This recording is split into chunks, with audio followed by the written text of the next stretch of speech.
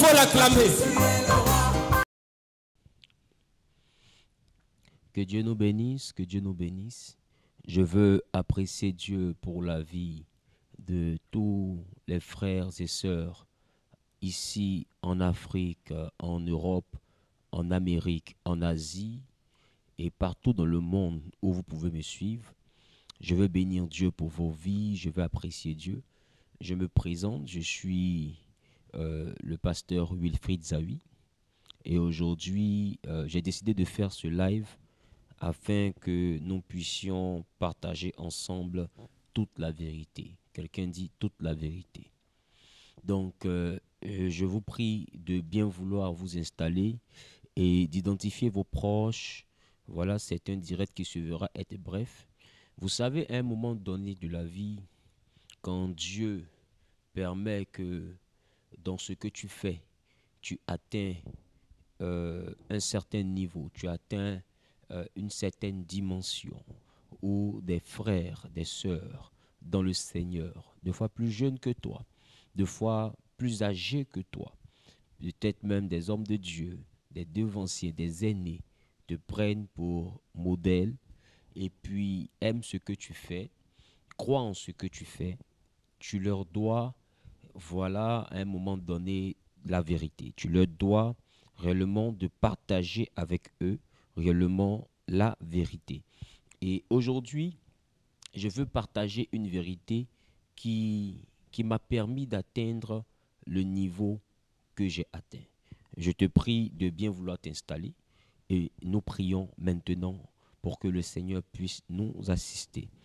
Seigneur Dieu de gloire et de bonté, je veux te bénir, je veux te rendre la gloire, l'élévation, je veux te célébrer, je veux t'exalter. Je te recommande ce moment où tu m'as mis à cœur de parler de moi. Tu m'as mis à cœur de parler de mes expériences, de ma vie, de mon intimité. Seigneur, avec toi et de mon intimité en général. Je prie, Dieu de gloire et de bonté, que ton esprit vienne nous faire du bien, que ton esprit vienne nous guider. Gloire et louange te reviennent. Dans le nom suprême de Jésus-Christ de Nazareth, j'ai prié. Amen, amen et amen. Est-ce que quelqu'un qui est connecté peut simplement me donner un bon amen pour que nous puissions commencer notre direct? Voilà, je veux vraiment apprécier Dieu pour la vie de tous ceux qui sont connectés. Aujourd'hui, nous allons partager ensemble un thème que j'ai intitulé « Comment devenir un leader d'impact ». C'est un moment d'échange qui permettra à quelqu'un qui est dans le monde des affaires de monter aussi dans une autre dimension, qui permettra aussi à quelqu'un qui est dans le ministère de monter à une autre dimension. Vous savez, il y a des moments de la vie où nous faisons des choses et puis nous sommes très souvent confrontés à des échecs, très souvent confrontés à des recommencements. Et on a un problème parce qu'on se dit, il y a une malédiction ici, il y a un problème spirituel par là. C'est vrai, les choses peuvent être spirituelles, mais j'ai envie de dire aussi qu'à un moment donné, il faut comprendre qu'on échoue simplement parce que nous manquons d'une certaine expertise. Aujourd'hui, je veux aborder avec toi 6 à 7 points.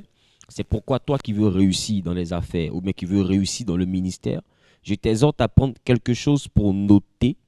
Voilà. 7 points que je vais te donner aujourd'hui qui te permettront d'atteindre réellement, d'avoir un impact considérable dans le domaine dans lequel tu te trouves. Et je sais qu'après cet enseignement, tes affaires ne seront plus les mêmes. Ça, c'est d'un. Ta société ne sera plus la même. Ça, c'est de 2. Ton ministère ne sera plus le même. Ça, c'est 3. Et puis ton rayonnement, la manière dont tu vas briller, la manière dont la gloire de Dieu va éclater au travers de toi, l'impact que tu auras autour, d'accord, autour de toi, en société, dans ta famille, dans ton environnement, cet impact-là sera carrément différent. Frères et sœurs, je vous prie de bien vouloir vous installer confortablement là où vous êtes. Et puis, si vous êtes au travail, que Dieu bénisse ce que vous faites, que Dieu bénisse votre vie.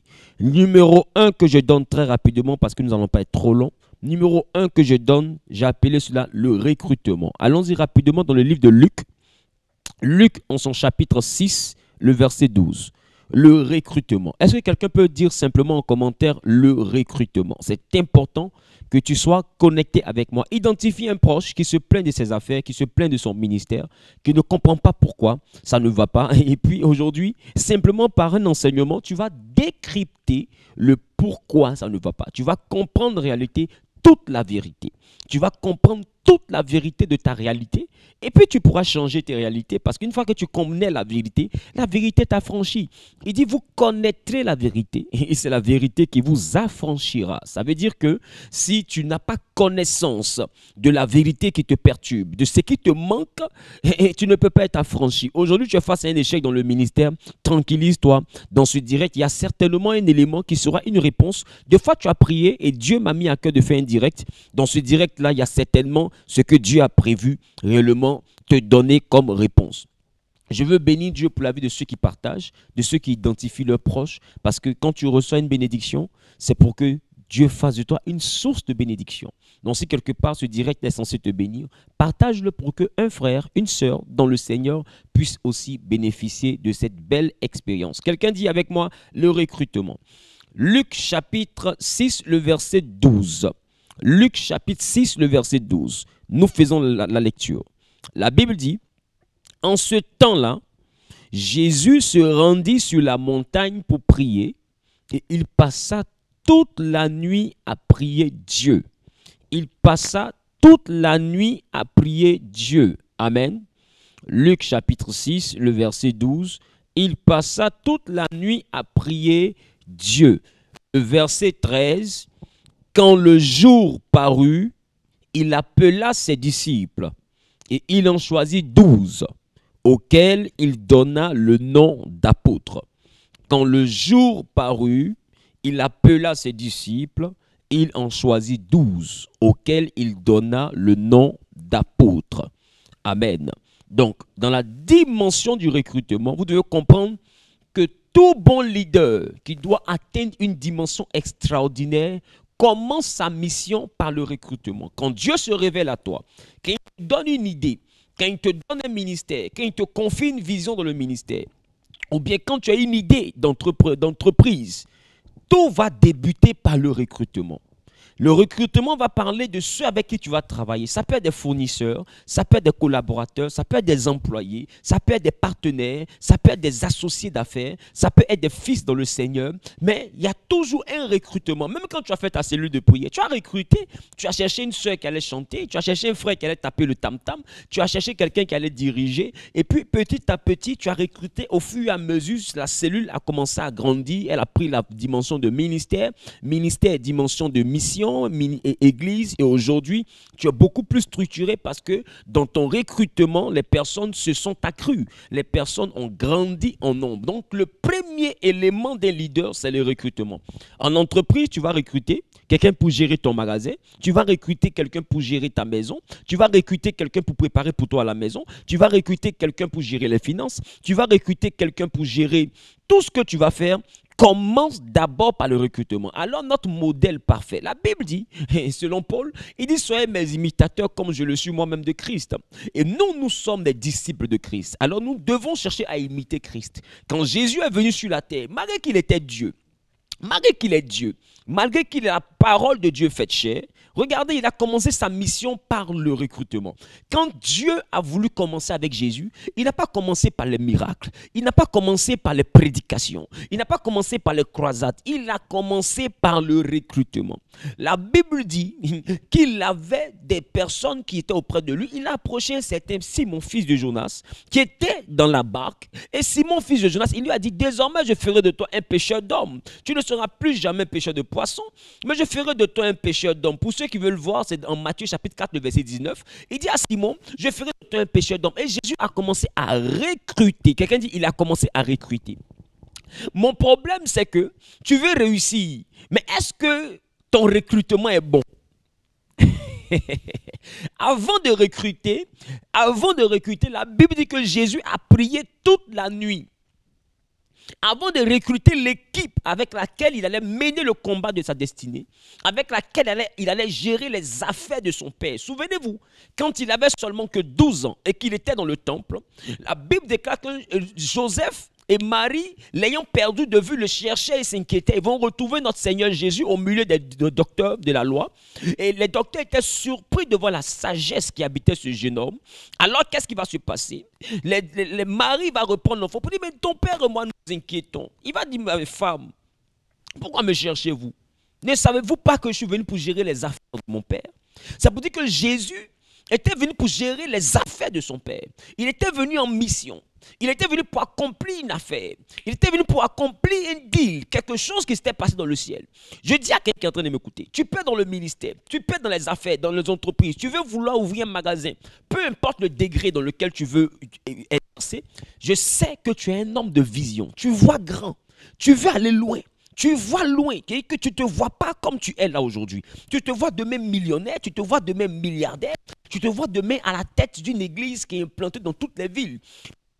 Le recrutement. Remarque, ce sont les mauvaises sélections qui détruisent ta belle vision. Tu sélectionnes mal les amis, tu sélectionnes mal les partenaires, tu sélectionnes mal les collaborateurs, tu sélectionnes mal les frères, tu sélectionnes mal réellement les personnes avec qui tu dois travailler. Est-ce que ton recrutement est bon? Regarde dans l'église, ceux qui travaillent avec toi, est-ce qu'ils partagent ta vision? Comment est-ce que tu les as recrutés? Tu les as recrutés sur la base des connaissances. Majoritairement, nous recrutons parce que nous connaissons les gens. Jésus n'a pas recruté ses cousins. Jean-Baptiste était le cousin de Jésus. Jean-Baptiste était déjà en vogue. Jésus pouvait dire, bon, comme tu es mon cousin, viens, on marche ensemble et puis on continue la vision. Il a laissé son cousin. Et puis il a continué lui sa mission. Deux fois, vous ouvrez votre magasin et puis tellement tu n'as pas eu de souffle, tu t'en cherches ton petit pour venir gérer, tu t'en cherches ta camarade pour venir gérer, tu t'en cherches tes amis pour venir gérer, ton cousin pour venir gérer, et puis les mêmes commencent à voler dans ta caisse, tu ne comprends pas. Tu commences à prendre des personnes qui gèrent le ministère par affinité. Parce que ces personnes-là te cèdent tous tes caprices. Parce que ces personnes-là croient en toi. Mais ces personnes se pourraient être réellement faire des sacrifices pour toi. Tu te dis qu'elles sont bonnes pour la vision. Non, ce n'est pas parce que quelqu'un t'aime ou bien quelqu'un est proche de toi qu'il est bon pour la destination que Dieu te réserve. Il te faut prier avant de recruter. Est-ce que je parle à quelqu'un? Il te faut prier. Quelqu'un dit, il me faut prier. Quelqu'un dit, il me faut prier. Il te faut prier. Pour recruter, il te faut prier. Si tu n'es pas un prieur, tu seras un mauvais recruteur. Parce que tu vas regarder à l'apparence. Tu ne vas pas connaître le cœur des hommes. Jésus-Christ de Nazareth, quand il a choisi les 12 disciples, il va leur dire, je vous ai recruté, vous êtes 12. Mais parmi vous, il y a un démon. Il dit, je vous ai recruté, vous êtes 12. Mais parmi vous, il y a un démon. On peut lire ça. Il dit, parmi vous, il y a un démon. Et il parlait de Judas. Il parlait de Judas. Est-ce que je parle à quelqu'un? On va le lire tout à l'heure. J'aime la parole de Dieu. Quelqu'un met en commentaire, j'aime la parole de Dieu.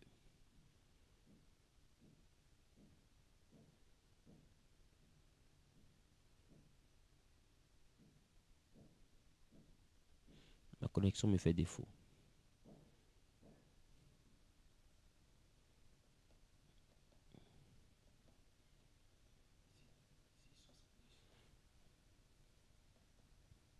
J'arrive.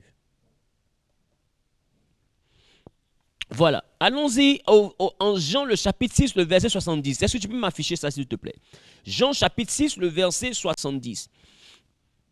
Jésus leur répondit, n'est-ce pas moi qui vous ai choisi, vous les 12, et l'un de vous est un démon. Il dit, n'est-ce pas moi qui vous ai choisi, vous les 12? On a lu tout à l'heure que pour recruter, il a prié toute la nuit. Maintenant, ma question, comment Jésus fait pour prier toute la nuit? Et puis, lui-même, il choisit quelqu'un qui est un démon exprès, qui met parmi les 12. Et puis, il a dit, en Jean chapitre 6, verset 70, il dit, est-ce que ce n'est pas moi qui vous ai choisi? Je sais que parmi vous les 12, là, il y a un démon. La Bible dit, il parlait de Judas.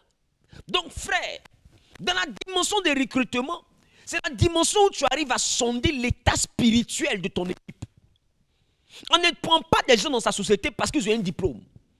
On ne prend pas les gens de sa société parce qu'ils sont tes amis. On ne prend pas quelqu'un juste parce qu'il est intelligent. On prend quelqu'un parce qu'il dégage quelque chose. Son spirituel doit avoir quelque chose. Pas sa tête. Il peut être intellectuel, mais il peut ne pas être béni.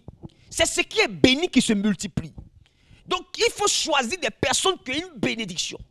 Simon était un homme qui échouait, mais en lui il y avait la bénédiction.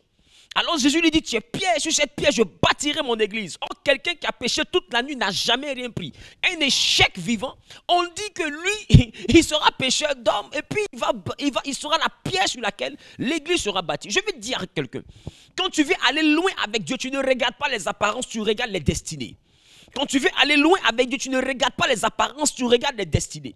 Donc quand tu veux marcher avec quelqu'un, quand tu veux faire une entreprise avec quelqu'un, tu te mets à prier. Seigneur, ce partenaire, c'est qui? Tu veux faire ta cellule de prière, tu veux nommer quelqu'un à l'intercession. Est-ce que tu sais qui est la personne? Non, comme toi tu aimes prier là, tu prends le groupe d'intercession, entends la personne a un esprit humain de sorcellerie, la personne va commencer à avoir des visions qui vont vous diviser, après des visions qui vont révolter les membres de l'église contre le leader. Entends, c'est le leader qui l'a établi. Maintenant, toi, un leader t'établit. Toi, tu as vision que lui n'est pas de Dieu. Moi, je ne comprends pas.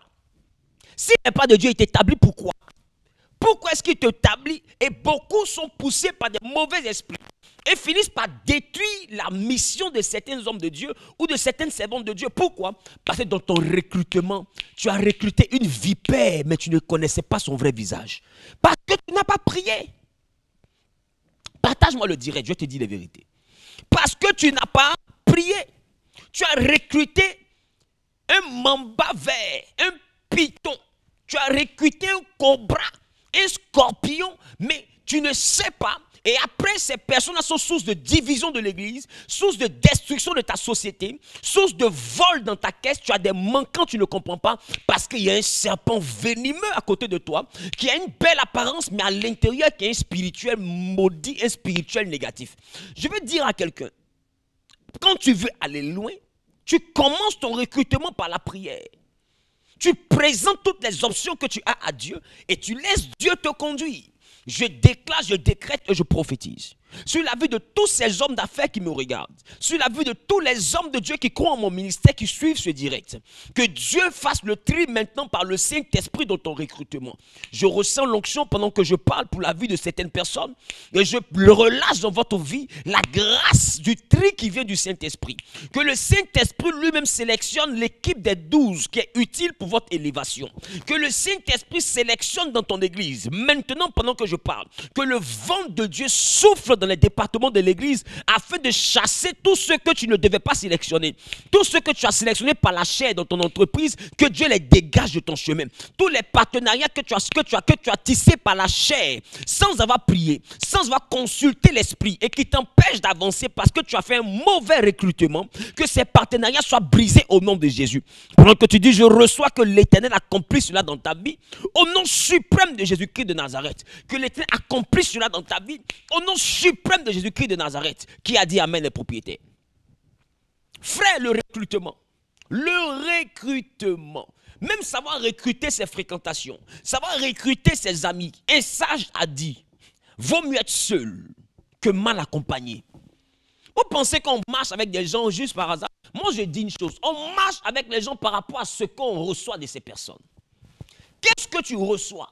Et quand je parle de recevoir, je ne parle pas seulement d'argent. Tenez-vous bien. Je ne parle même pas d'argent. Qu'est-ce que ces personnes apportent comme équilibre en termes de conseil, en termes de consolation, en termes réellement d'exhortation, en termes de correction, en termes de vérité, des personnes qui pourront te dire la vérité. Comment est-ce que tu recrutes tes amis? Comment est-ce que tu recrutes tes partenaires? Comment est-ce que tu recrutes ta fiancée? Comment est-ce que tu recrutes ton fiancé? Tout ça, c'est les recrutements.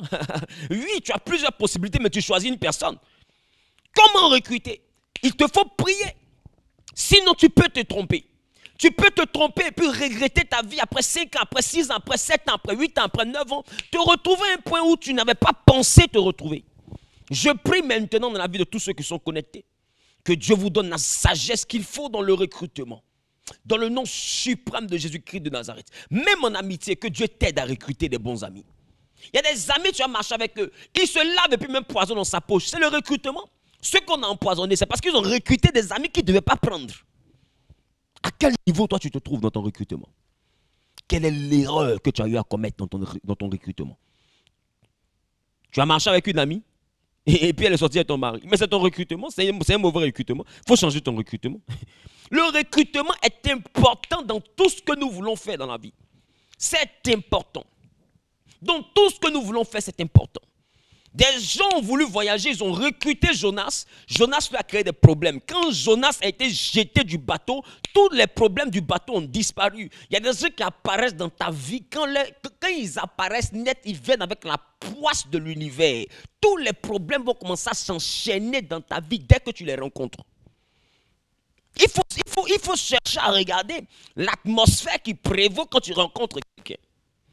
Il faut chercher à regarder comment est-ce que les choses se passent autour de toi quand tu rencontres quelqu'un.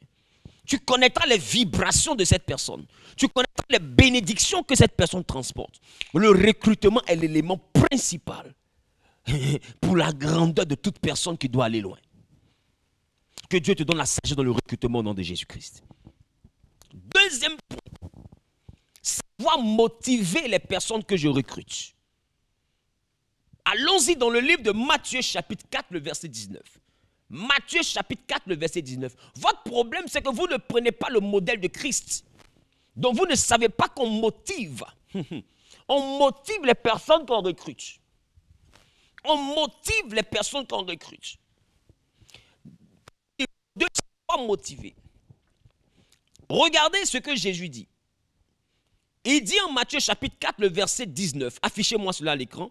Il dit, suivez-moi et je vous ferai pécheurs d'hommes. Suivez-moi et je vous ferai pécheurs d'hommes. Aïe, aïe, aïe, aïe, aïe. Suivez-moi et je ferai de vous des pécheurs d'hommes. Matthieu 4 dit. Et je ferai de vous des pécheurs d'hommes. Regardez, Jésus recrute et quand il recrute, tu commences avec une promesse. Tu sais, je te dis une chose. Pour que quelqu'un te suive dans la vision, il faut qu'il arrive à comprendre comment est-ce que cette vision va finir par devenir une partie de son héritage. Il faut qu'il arrive à recevoir son intérêt. Tu sais, quand tu marches avec des personnes dans ton église qui ne comprennent pas que si l'église là monte, leur vie aussi monte, il y a un problème. Bon, imagine-toi un peu. Élisée a dit à Élie, je veux la double portion de ton esprit. Élie lui dit, si tu me vois monter, cela t'arrivera. Il faut que les gens comprennent. Ceux que tu recrutes doivent comprendre que s'ils te voient monter, la grandeur qu'eux aussi ils aspirent à recevoir, cette grandeur se réalisera. Exemple. Imagine-toi aujourd'hui, Dieu me fait la grâce d'être à la tête d'une église qu'on appelle Genèse. Si Genèse est représentée à Lomé, à Brazzaville, à Kinshasa, à Paris, et que nous avons des églises fortes dans toute la francophonie. Dites-moi, est-ce que les hommes que j'ai recrutés, qui ont marché avec moi, qui ont été loyaux, dites-moi, est-ce que vous pensez que je peux être le pasteur établi sur tous ces pays? C'est pas possible. Donc plus la vision monte, plus ceux qui ont été recrutés montent avec la vision. Plus ils seront positionnés dans des endroits où ils vont gérer des églises. De fils, ils deviendront des pères. Or, au début, ils étaient à côté d'un père. Mais après, ils finiront par devenir des pères de d'autres fils. Mais pourquoi ils ont réussi à avoir des fils? Parce qu'ils ont soutenu le père pour que le père monte. Mais si tu ne motives pas tes gars, est-ce qu'ils peuvent comprendre que dans l'intérêt de la vision que tu transportes, il y a l'intérêt de leur vie? C'est ça le problème. Votre problème, c'est que vous ne comprenez pas que vous devez partager avec même la personne qui vend tes produits. La personne qui est dans ta société, vous êtes capable de partager avec elle la vision. Lui dire ce qu'elle va recevoir dans la vie, c'est continuer à être loyal. C'est continuer à bien travailler. Ça va au-delà du salaire, ce que je te dis. Motiver va au-delà du salaire. C'est partager la vision et envoyer la personne à prendre ce qui t'appartient comme si ça lui appartenait. Pourquoi? Parce que la personne a vu à l'intérieur que si ça grandit et moi. Mais si les gens voient que si ça grandit, ça ne grandira pas avec eux, pourquoi ils vont travailler? Jésus a dit aux Pierre, vous allez devenir des pêcheurs d'hommes, suivez-moi. Il les a motivés. Plus tard, vous allez comprendre avec moi que qu'en les motivant, il les a formés. Mais avant de commencer à les former, il les a d'abord motivés. C'est la motivation qui a permis, on dit motivation, c'est ce qui motive, c'est ce qui t'incite à suivre. C'est ce qui t'incite à suivre. Quand on dit quelque chose m'a motivé, c'est la chose qui m'a poussé à faire ceci. Donc une chose qui me pousse à faire une chose, c'est pour dire que la motivation est importante pour que les gens soient poussés à travailler, pour que les gens soient poussés à agir, pour que les gens soient poussés à la loyauté, pour que les gens soient poussés réellement à la sincérité, pour qu'ils soient poussés à la fidélité. Il faut une motivation. Et la motivation d'un être humain, c'est son intérêt. Jésus a dit, je vais vous faire de vous des pêcheurs d'hommes. Suivez-moi. Après, il regarde Pierre, dit, Pierre, tu es Pierre. Et sur cette pierre, je bâtirai mon église. Ouh, promesse. Écoutez-moi bien.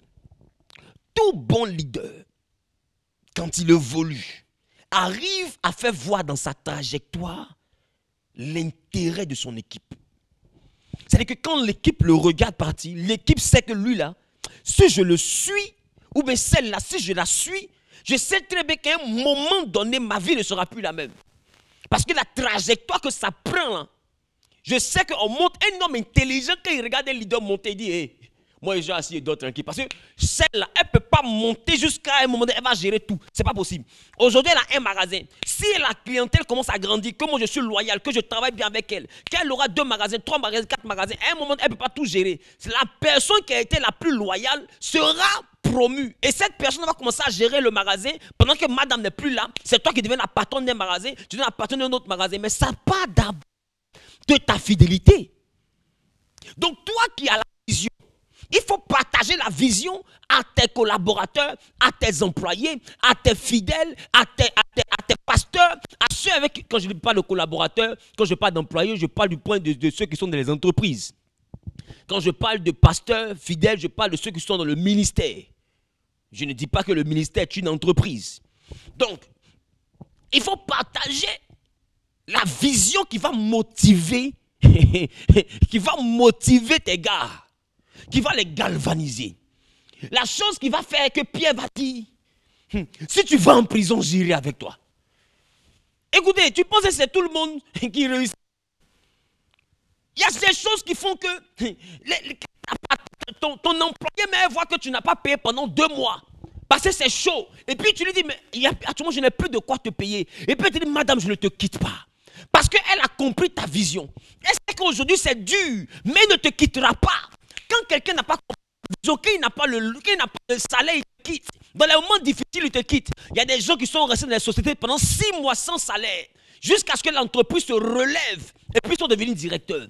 Pourquoi? Parce qu'ils ont compris la vision et ils ont compris la trajectoire. Quand quelqu'un comprend dans le recrutement la vision qui est motivée, il n'y a pas un vent qui peut l'envoyer à t'abandonner.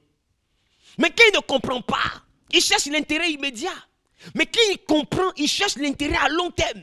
Il sait qu'à long terme, ça va prendre. Qu'est-ce qui fait que les gens même, comme on l'appelle, espèrent dans un endroit? C'est parce qu'il sait qu'à long terme, là, c'est bon pour lui. Le problème, c'est que les personnes envieuses voient la bénédiction à court terme. Mais les personnes ambitieuses voient la bénédiction à long terme. Un envieux va commencer à voler dans la caisse comme Judas. Un envieux va commencer à faire des coups bas dans le dos de son leader. Un envieux, vous êtes à 100 fidèles, il va chercher à détourner 20 fidèles. Il est bête. Mais tu cherches à détourner 20 fidèles. Bientôt, si l'église atteint le millier de personnes, tu seras pasteur de 1000 fidèles. Et toi, tu cherches à te battre sur 20 fidèles. Tu es juste un envieux. Tu n'es pas ambitieux. L'ambitieux, dans la vision, il se projette à long terme. L'envieux se projette à court terme. Qu'est-ce que je gagne maintenant? Et puis, c'est son avidité là qui vous mène en problème. C'est son avidité là, sa volonté à vouloir manger maintenant, c'est ça qui vous mène en problème. Il devient voleur, il commence à murmurer, il se plaint beaucoup, il rébelle les gens, il bavarde, il a tendance à se mesurer, il a tendance à vouloir détourner les gens. Tu ne comprends pas, derrière toi elle prend ta clientèle, elle vend des marchandises, elle ne te déclare pas parce qu'elle n'a pas compris la vision. Elle cache, des fois elle finit de vendre la pommelle sans payer, une autre main vient déposer et puis elle garde le bénéfice et puis tu ne comprends pas. Après tu découvres que tes clientes ont été livrées mais tu n'as pas reçu l'argent parce que tu as à côté de toi quelqu'un qui est envieux. Tu as à côté de toi une personne envieuse. Tu as dans ta société, dans ton entreprise, une personne envieuse. ton ministère est toujours exposé à des rébellions, des révoltes, des disparitions des fidèles, tu ne comprends pas. C'est que dans ton groupe là, il y a quelqu'un qui est envieux. Il ne croit pas en la vision, donc il crée le trouble d'être aujourd'hui. Mais celui qui croit en la vision, même quand c'est turbulent, il est tranquille. Parce qu'il sait que vous allez quelque part. Il sait que vous allez quelque part. Je vais dire à quelqu'un, quand tu veux être un grand leader, tu es un grand motivateur. Des fois, tu n'as pas besoin de les motiver par tes paroles. Motive-les par ton travail. Motive-les par ton accélération. Et dans la motivation, tu leur donnes la destination, mais en même temps, tu les fais passer dans un pressoir. Parce qu'on n'établit pas les gens par hasard. On n'établit pas les gens par hasard. Et puis, j'ai envie de te dire, même Dieu pour nous bénir dans le recrutement, il dit il y a beaucoup d'appelés, mais il y a peu d'élus. Qu'est-ce qui qualifie les élus? C'est la victoire des épreuves. C'est la victoire des épreuves qui détermine les élus. Si tu n'as pas de victoire dans les épreuves, tu ne fais pas partie des élus. Les élus sont éprouvés. Les appelés sont beaucoup, mais combien résistent à l'épreuve? C'est dans les épreuves là qu'on voit qui sont ceux qui sont les élus. Donc quand c'est comme ça, il faut apprendre à observer le caractère de ton équipe dans les épreuves. Le comportement de tes équipes dans tes épreuves. Élie dit à Élisée, si tu me vois monter, la Bible dit quand il a vu monter Élie, il y avait le tourbillon autour d'Élie. Mais Élisée devait continuer à le voir.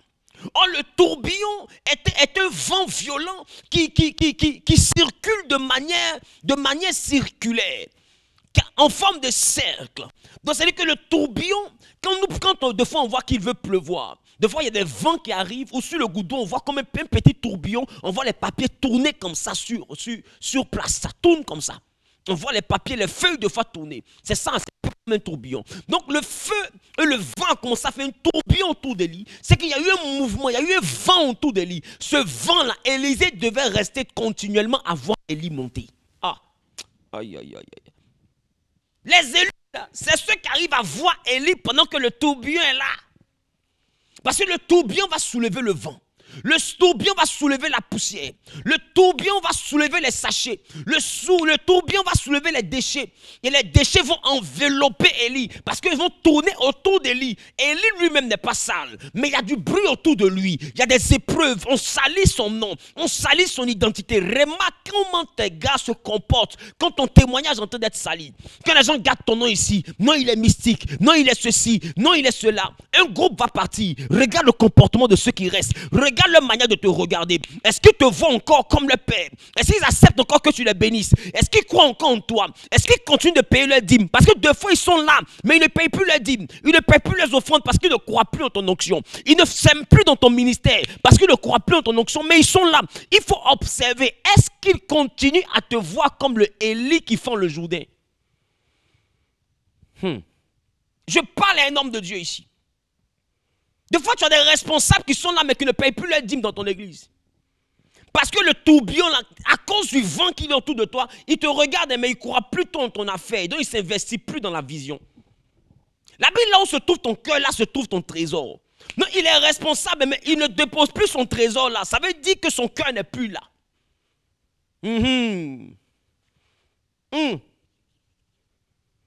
Est-ce que je parle à quelqu'un? Partagez-moi le direct, s'il vous plaît. Celui qui partage dans 10 groupes, que l'Éternel le localise et le bénisse au nom de Jésus. Donc tu dois devenir un grand motivateur. Il dit, si tu me vois monter dans les épreuves, si tu me vois monter, et regarde, Élisée devait voir Élie monter. Mais Jésus aussi, ses disciples devaient le voir monter. La Bible dit que le jour où il montait au ciel, il a pris ses disciples sur les d'un endroit. Et pendant qu'il leur parlait, il montait au ciel. Il montait. Pendant qu'il parlait, il continuait à monter. Il lévitait au-devant d'eux jusqu'à disparaître dans les airs. Ils l'ont vu monter. Ton problème, c'est que tu marches avec des collaborateurs que tu as recrutés mais qui n'aiment pas ton bonheur. Ils n'aiment pas te voir monter. Tu marches avec des amis, mais qui n'aiment pas te voir monter. Tu as une nouvelle de travail, elle est fâchée. Tu as quelqu'un qui veut te marier, ta camarade boude. Tu as un gars qui commence à te prendre au sérieux, vous êtes toujours dans love, elle se plaint. Depuis que tu as ton gars là, je ne te vois plus. Ma chérie, je vais te marier. Je vais te marier. Je peux même te marier. Ah, c'est quoi ce désordre? Moboulou, c'est quoi ce désordre? Moboulou Makassi. C'est quoi ce désordre? C'est quoi cette pagaille?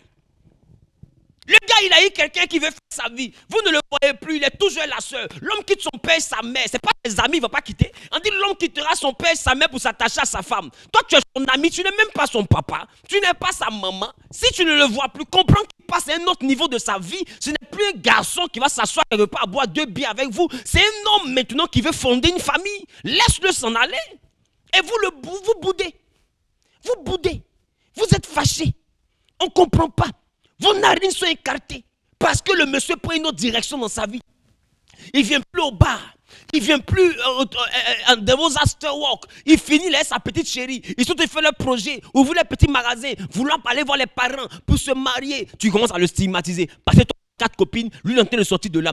Écoute-moi bien. Votre problème, c'est que vous avez motivé. Vous avez recruté des personnes qui n'adhèrent pas à votre système de motivation. Ils n'ont pas les mêmes motivations que vous.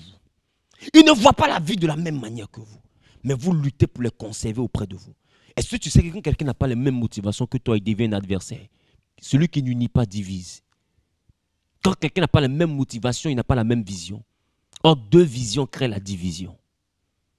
Commence à regarder auprès de toi. Dans l'église. Est-ce qu'il n'y a pas une sœur, quand tu présentes la vision, toujours, il dit là c'est vrai, mais Moïse te dit, Dieu m'a apparu. On s'en va à Canaan. Toi, tu dis oui, on s'en va à Canaan, en Éthiopie. Si tu connais Narine, et il y a des gens qui sont là, pensant que l'œuvre de Dieu, c'est la démocratie. Pas la démocratie, c'est l'orientation du Saint-Esprit. Et le Saint-Esprit a choisi un leader. Et c'est le leader là qui montre la direction. Quand il montre la direction, on le suit. On ne vote pas, on le suit. Il y a un porteur de vision. Quand vous n'étiez pas dans cette église, il y a un homme à qui Dieu est apparu, à qui il a dit cette église va exister. Quand tu ne sais pas que l'entreprise existe, il y a quelqu'un à qui Dieu a donné la vision de cette société-là. Elle a ouvert sa société. Aujourd'hui, toi, tu prétends maîtriser la société qu'elle. Dès l'instant que quelqu'un commence à te présenter des symptômes qui n'est pas dans ta vision, alors sache que la division n'est pas loin. C'est pourquoi le deuxième point, après le recrutement, c'est la motivation. Et quand tu vois que quelqu'un n'a pas les mêmes motivations que toi, commence à l'éloigner de ton système. Parce que 2 motivations égale 2 visions, et 2 visions égale division. Est-ce que je parle à quelqu'un? Je déclare, je décrète et je prophétise sur la vie de tous ceux qui partagent maintenant dans 5 groupes. Pendant que tu es en train de partager, que l'Éternel maintenant t'éloigne des amis qui n'ont pas les mêmes motivations que toi. Que l'Éternel t'éloigne des amitiés qui n'ont pas les mêmes motivations. Qu'il t'éloigne des faux frères qui n'ont pas les mêmes motivations. Que pendant que tu partages dans les 5 groupes, que le Dieu que je prêche avec persévérance, qu'il t'éloigne maintenant de toutes ces fausses sœurs, de ces faux employés, ceux qui n'ont pas les mêmes motivations que toi. Toi, tu travailles pour aller loin. Toi, tu travailles pour que l'entreprise soit prospère, pour qu'elle devienne réellement un arbre qui va nourrir plusieurs familles qui vont travailler à l'intérieur. Mais lui, il se contente de détourner les fonds, de voler l'argent des produits, parce qu'il regarde seulement que son petit ventre. Il n'a pas la vision de l'unité. Il n'a pas la vision pour le groupe. Il a la vision pour sa seule et petite personne. Je déclare, je décrète et je prophétise que toute personne qui n'a pas la même motivation de grandeur que toi soit chassée. Que toute personne qui n'a pas la même motivation de réussite que toi soit chassé de ton recrutement. Qui a dit amen, bien que l'Éternel accomplisse cela dans sa vie. Pendant que tu partages dans les 20 groupes et que tu identifies ta meilleure amie, tu identifies en commentaire ton meilleur ami, que l'Éternel maintenant te connecte à des personnes qui ont la même motivation que toi. Ah, tu n'as pas bien dit amen. Tu sais, quand quelqu'un a la même motivation que toi, il se transforme en aide. Mais quand quelqu'un n'a pas la même motivation que toi, il se transforme en adversaire. Il se transforme en concurrent. Il se transforme en opposant. Il se transforme également en adversaire. Que Dieu te donne des aides, des hommes et des femmes qui ont la même motivation que toi. Des hommes dans le cœur de qui toi ta réussite ne va pas leur faire mal. Parce qu'ils vont voir dans ta réussite leur réussite. Des hommes qui seront prêts à voir dans ton bonheur leur bonheur. Des personnes qui verront dans ton élévation, leur élévation. Des personnes, écoute-moi bien, il te faut une équipe comme ça, qui verra que quand toi tu es élevé là, eux aussi leur élévation n'est pas loin. Mais si quelqu'un ne voit pas son élévation dans ton élévation, il sera jaloux de ton élévation et il va prier même pour que tu tombes. Il va œuvrer pour que tu tombes. Il va saboter ton élévation. Quand tes clients seront en train de venir, elle va mal se comporter. Elle va te critiquer devant les clients. Elle va leur montrer un autre magasin où ils peuvent payer parce que cette personne est un ennemi déguisé dans ta société. Que Dieu les dévoile et que Dieu les chasse maintenant au nom de Jésus. Tu vas les voir en train d'aller te dénigrer chez tes partenaires, te dénigrer chez tes fournisseurs. Dès l'instant qu'ils la route de chez tes fournisseurs, automatiquement, ils se cachent pour aller prendre les produits en gros pour devenir des concurrents. Parce que ce n'est pas des personnes qui croient en ta vision, c'est des adversaires déguisés. C'est des ennemis déguisés. Je déclare, je décrète et je prophétise que Dieu vous libère maintenant de toutes sortes d'ennemis déguisés. Au nom suprême de Jésus qui a dit Amen, je reçois et propriétaire. Alléluia.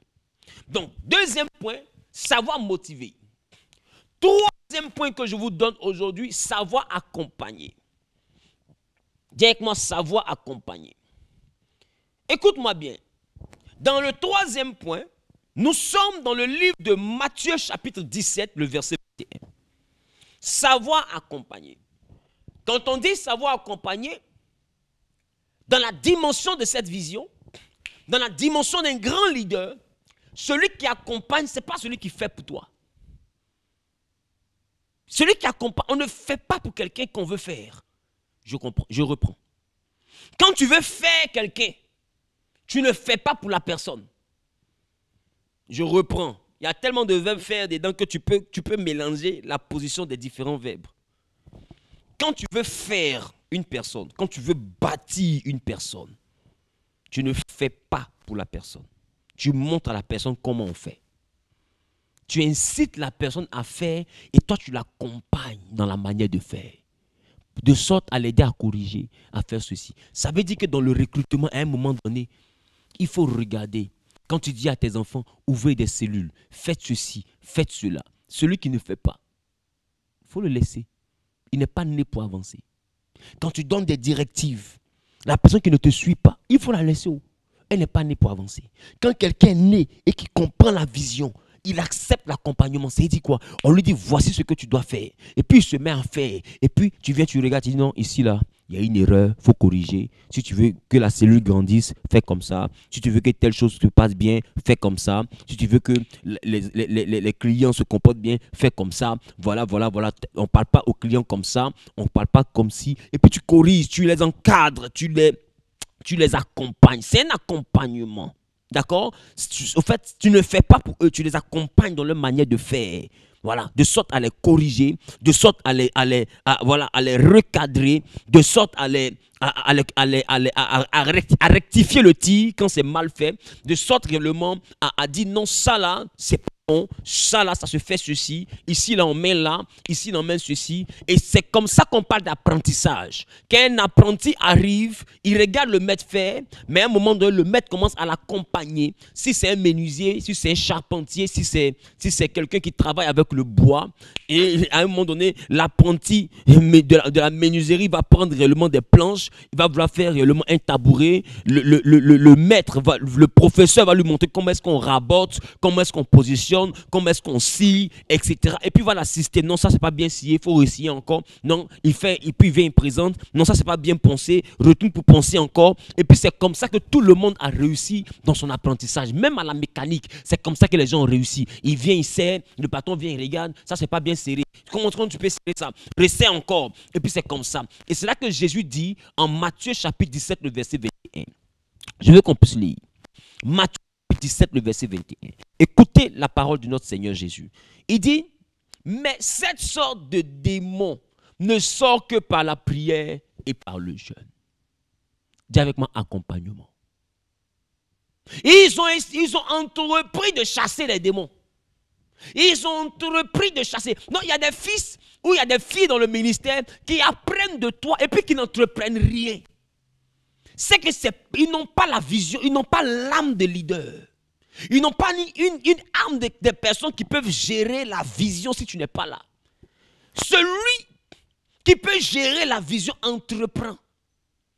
La preuve, Dieu dit à Josué que ce livre ne s'éloigne pas de ta bouche, médite-le jour et nuit afin d'agir fidèlement selon ce qui est écrit. C'est alors que tu auras le succès, c'est alors que tu réussiras dans toutes tes entreprises. Un enfant de Dieu qui doit aller loin est un entrepreneur. Il ne reste pas assis, c'est un homme d'action. Il n'attend pas des choses, que les choses viennent à lui. Il se lève pour changer les choses. C'est un homme audacieux. Non, il faut remarquer parmi tes enfants, qui est audacieux dans l'église, qui se lève seul et puis sort, va évangéliser. Et puis me dit, papa, j'étais dans les rues, j'ai gagné 5 âmes, j'ai gagné 10 âmes. J'ai ouvert une cellule ici, j'ai encadré telle personne. Papa, en étant en train de prier pour telle soeur, un démon s'est manifesté. Comment est-ce qu'on fait? Jésus dit, pendant que ses disciples entreprenaient de chasser des démons, il va venir les accompagner pour dire, ce genre de démon-là, ce genre de démon ne part que par la prière et le jeûne, parce qu'ils avaient échoué dans l'entreprise. Alors ils avaient besoin de quelqu'un de supérieur. Et ils vont dire au Seigneur, pourquoi n'arrivons-nous pas à mettre à chasser ce démon? Et Jésus va leur dire, ce type de démon ne part que par la prière et par le jeûne. Il y a des enfants dans la foi qui n'entreprennent rien dans le ministère et puis ils sont là, papa, donne-nous les clés. On ne donne pas les clés à un chiot. On ne donne pas les clés à un chiot. C'est ce que la Bible dit, on ne donne pas les perles aux porceaux. Et on ne donne pas l'héritage des enfants aux chiens. C'est Jésus qui a dit, c'est pas moi. Donc on donne des codes à quelqu'un qui cherche la porte. On donne la clé à quelqu'un qui a déjà entrepris de trouver la porte. Tu le vois chercher et quand tu le regardes, le vieillard assis, il regarde l'enfant là se débattre et puis il sent que cet enfant là a quelque chose. Il sent que cet enfant là est spécial. Il sent que ce fils là, il est particulier. Il sent que cette jeune fille dans l'église, elle est particulière. Elle n'est pas comme tout le monde. On regarde sa démarche, on regarde sa manière de faire. Elle va déjà à l'école, elle entend d'ouvrir une cellule de prière à l'école. Il est là et puis tu le vois, il est en train d'encadrer les gens. Il y a des moments de prière, il galvanise, il rassemble le peuple, il prie pour eux, il veut commencer les choses de délivrance. Tu sens que c'est un enfant qui est assis, qui veut forcément essayer de faire 4 pattes. Il tombe, mais il veut forcer 4 pattes dans le Seigneur. Il veut avancer. Et puis, même qu'il fait 4 pattes, tu sais qu'il veut se lever pour marcher. Tu sens que le jeune qui est là, il a soif d'un autre niveau. Il veut monter. Tu sens que le petit là, il a envie de monter. Il a envie de se lever. Il a envie de quitter la position où il est. Il veut monter, il veut se lever pour réussir à marcher comme papa marche. C'est à des gens comme ça qu'on donne les clés. On ne donne pas les clés à des dormeurs. Donc dans le recrutement, il y a la motivation. Et après la motivation, il y a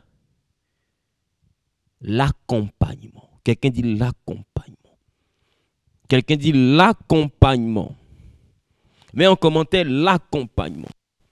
Donc, il y a des réponses qu'on donne seulement qu'à ceux qui entreprennent quelque chose. Il y a des moments où tu arrives, les employés que tu dois augmenter leur salaire, ou bien des fois qui doivent donner des primes d'encouragement, des petits bonus.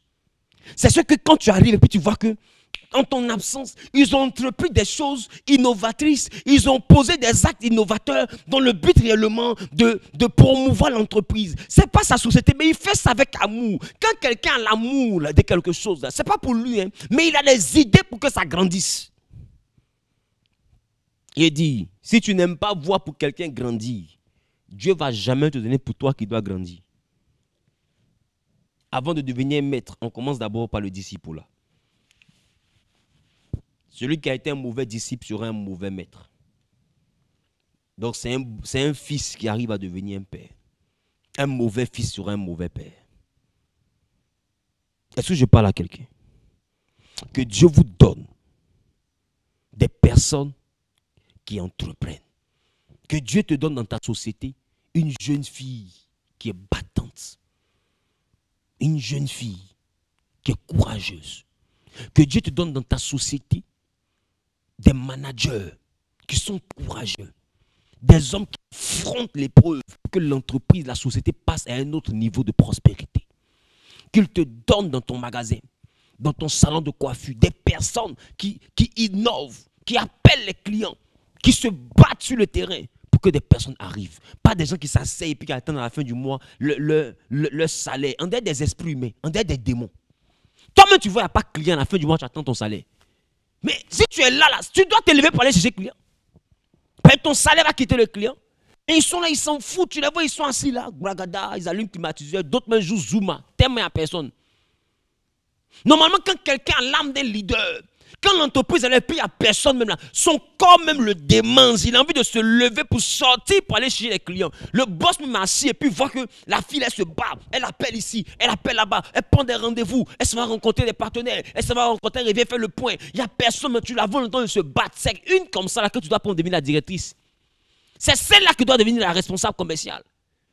Parce qu'elle a le culot d'un leader. Elle a le cœur. Votre problème, c'est que vous, quand vous voyez les gens se saigner dans les entreprises, vous prenez des personnes par affinité. Vous prenez des personnes parce qu'elles sont belles et que ce sont des gars qui vous aident dans votre société. Et puis vous les mettez au-dessus de ceux qui se saignent. Or, ces personnes-là sont frustrés parce qu'ils se disent, mais nous on s'est battu. Et puis il est allé chercher une là, il a recruté il n'y a même pas longtemps. Elle est arrivée, c'est elle qui est devenue la directrice. Nous on est encore au stade de simple employé. Ça refroidit leur zèle. Ça refroidit leur amour. Ça refroidit leur dimension. Je prie que Dieu vous donne de bons fils, de bons employés, de bons collaborateurs. Tu n'as pas bien dit amen. Des personnes qui sont loyales. Des personnes loyales, des personnes fidèles et sincères, des personnes qui vont aimer l'entreprise que nous serons en train de construire ensemble. C'est vrai que tu es le directeur, mais l'entreprise là, tu n'es pas que le directeur, tu es un père de famille. Parce que la secrétaire là, pour la rentrée scolaire, peut-être qu'elle ne sait pas, hein, mais pour la rentrée scolaire, qu'elle dit j'ai inscrit mon enfant là, c'est sur l'argent que tu vas lui donner là qu'elle compte pour inscrire son enfant. Quand elle écrit à son papa, non, à la fin du mois, je vais t'envoyer 50 000. C'est dans l'argent que tu vas lui donner en tant que chef. C'est dans cet argent qu'il va envoyer là à son papa. Tu vois qu'en réalité, tu es le père de plusieurs petites familles qui sont représentées par des individus dans la société. Et tu dois les envoyer à comprendre qu'en tant que père de famille, tu vas jouer ton rôle. Mais en tant que membre de famille, eux aussi doivent jouer leur rôle. Et toi, tu les accompagnes dans le mouvement. Il est important que tu communiques avec eux pour qu'ils comprennent à chaque étape ce que vous devez faire. Parce que c'est votre famille. La société, là, c'est votre famille. Il faut faire des réunions avec eux pour qu'ils comprennent dans la dimension de l'accompagnement. Tu dois communiquer avec eux pour qu'ils comprennent clairement comment le magasin, là, c'est pour eux. Combien de fois l'entreprise, là, c'est leur maison. Ils doivent comprendre que si ça marche, ils seront promus. Si ça marche, ils auront des augmentations de salaire. Si ça marche, les enfants seront à l'abri. Ils doivent comprendre ça. S'ils ont compris, il a dit tu vas voir des lions dans la société. Tu vas voir dans ton entreprise là, des lions se lever. Et ils vont aller au charbon. Parce qu'ils ont compris, il y a des promesses derrière. Il faut mettre des primes d'encouragement, des pourcentages. Il faut trouver le moyen de les galvaniser pour qu'ils donnent le meilleur d'eux-mêmes. Est-ce que je parle à quelqu'un? La communication est très importante. La communication est très importante. Et quand je parle de communication, je parle de traitement, de circulation d'informations de X vers Y et de Y vers X. Est-ce que tu sais que la communication aussi peut être silencieuse? Ah!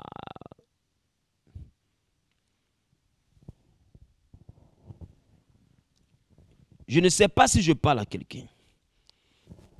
Je ne sais pas si je parle à quelqu'un. Je ne sais pas si je parle à quelqu'un. À quel moment la communication peut être silencieuse? Quand quelqu'un voit que le pasteur a l'habitude de sourire et tout. Et puis à un moment donné, il ne sourit plus à vous. En réalité, il communique. Tu as dit non, il est fâché. Il n'est pas fâché. Il communique. Il est en train de te faire comprendre qu'il y a quelque chose qu'il voit là. Ça ne donne pas envie de jouer avec toi. Parce que tu ne rentres pas dans la vision. Il communique. Il communique. Et puis quand tu veux voir tes fils réussir dans la vie, il faut être sévère avec eux. Pour bâtir de bons fils, il faut les envoyer persévérer. Or, pour persévérer, il te faut avoir un père qui est sévère. On persévère avec un père sévère. Il te faut envoyer tes fils dans l'église à persévérer. Il ne faut pas qu'ils soient adeptes à la facilité. Il faut leur exiger souvent, même tu n'as pas pu réaliser. Le degré de consécration que tu n'as pas atteint, il faut leur exiger ça. Il faut les former de sorte à ce qu'ils deviennent des géants. Il faut les envoyer à réaliser que c'est leur vie qu'ils sont en train de jouer là. Il faut être dur avec eux quand ils déconnent. Et il faut savoir les reprendre avec douceur. Il faut savoir à quel moment frapper et à quel moment sourire. C'est important pour ne pas perdre les âmes que Dieu te confie dans l'église. Tu veux aller loin? Il te faut être un bon communicateur. Il faut communiquer. Communiquer même ta mentalité. Ah oui, oui, oui. Avec un père sévère, on arrive à persévérer. Est-ce que je parle à quelqu'un? Donc, la communication est un point qui est très important. Très, très, très important. Mais il faut montrer aussi à tes enfants dans la foi. Il faut montrer aussi aux collaborateurs que toi, tu es un partisan du travail. Donc, c'est ceux qui travaillent qui ont tes faveurs. C'est ceux qui travaillent qui ont accès à toi. C'est ceux qui ont des bons rendements. C'est eux-là qui rient, qui pourront rire avec toi, qui seront dans ton cercle et qui pourront avoir les faveurs de ce que vous faites et qui pourront être positionnés dans ce que vous faites. Ainsi, tu inciteras les paresseux à devenir des travailleurs et les travailleurs à être encore plus travailleurs.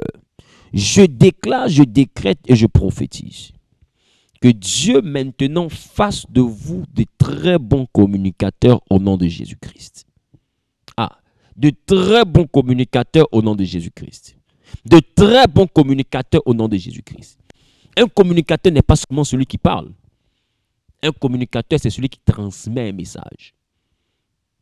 Donc, un message a plusieurs manières d'être transmis. Il peut être transmis par la parole, il peut être transmis par le comportement, par la gestuelle, il peut être transmis par l'attitude. Il y a plusieurs manières de transmettre un message.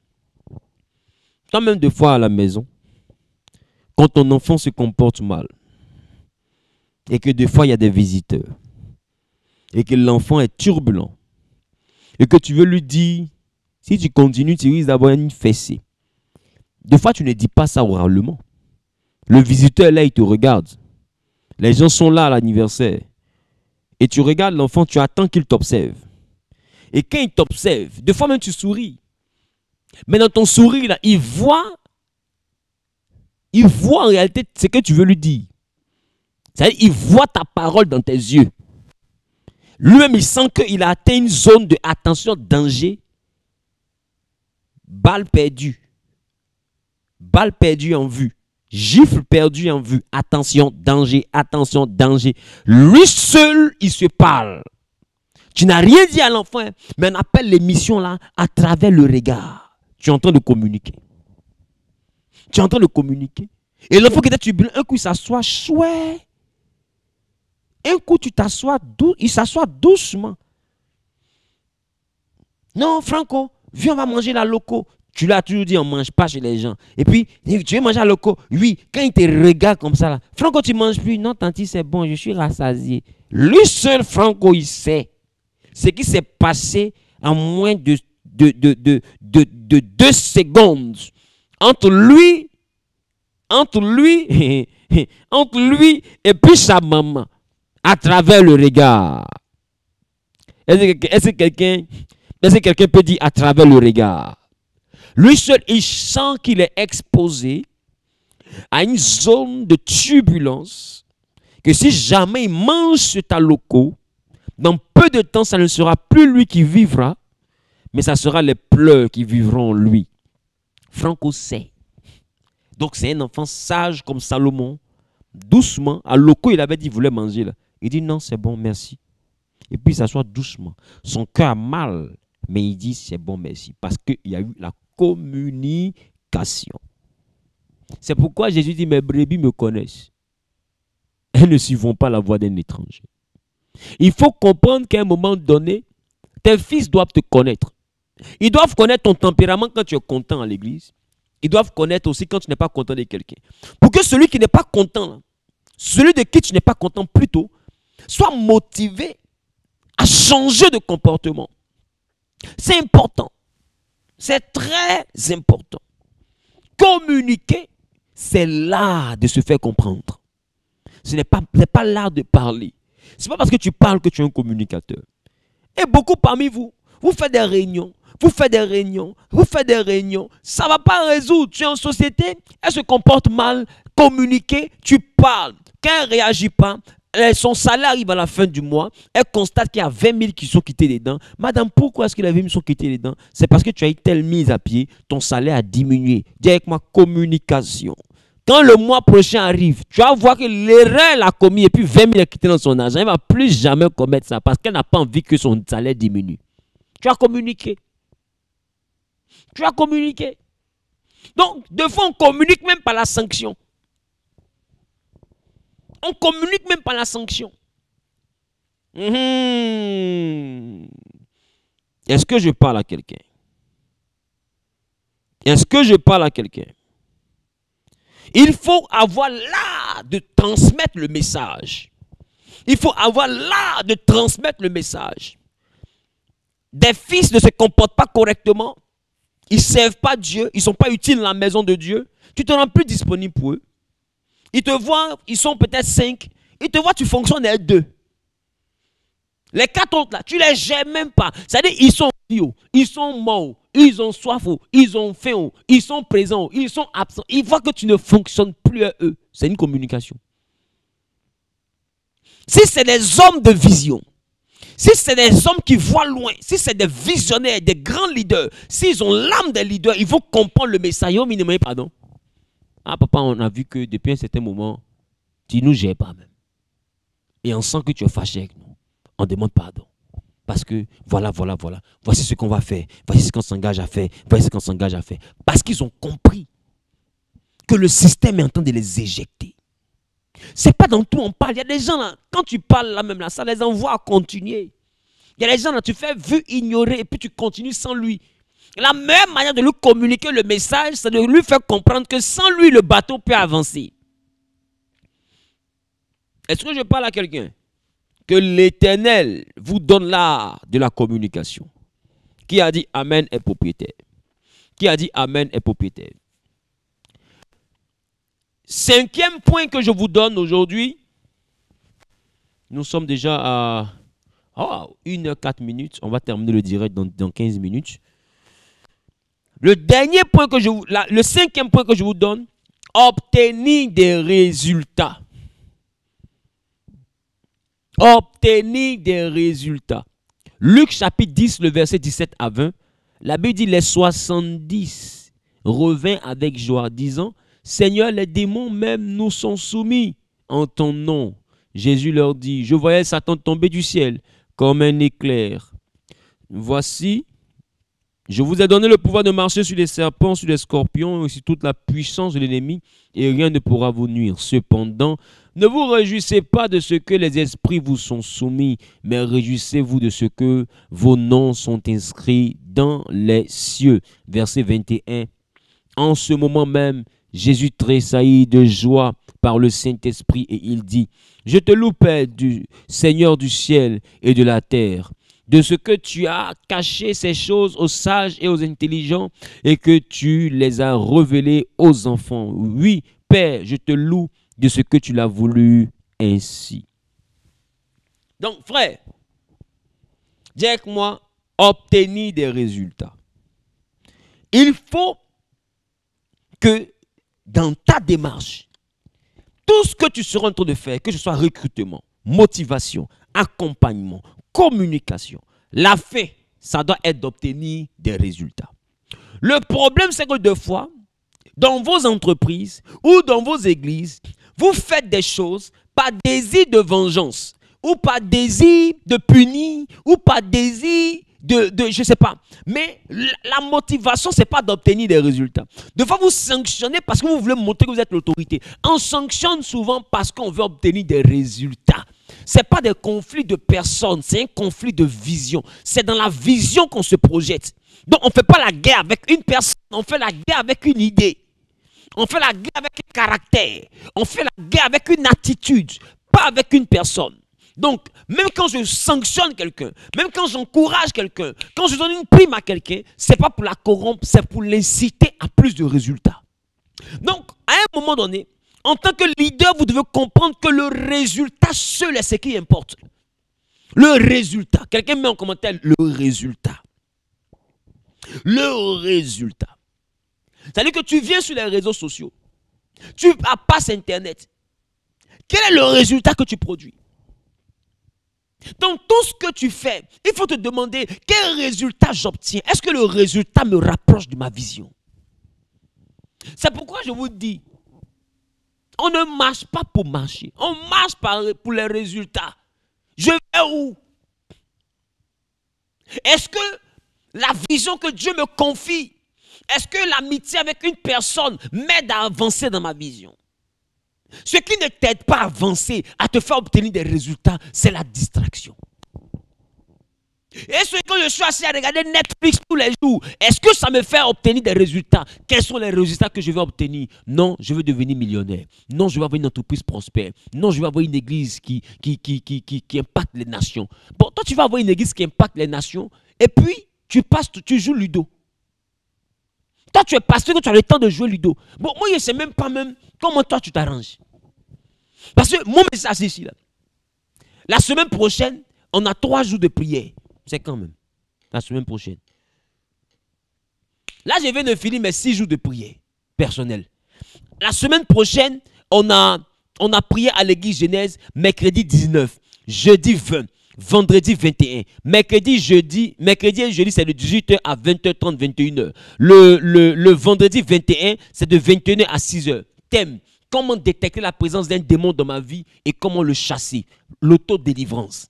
Après cela, la semaine qui suit, le mardi 25 et le mercredi 26, nous sommes à Paris, à Sarcelles, de 18h à 21h.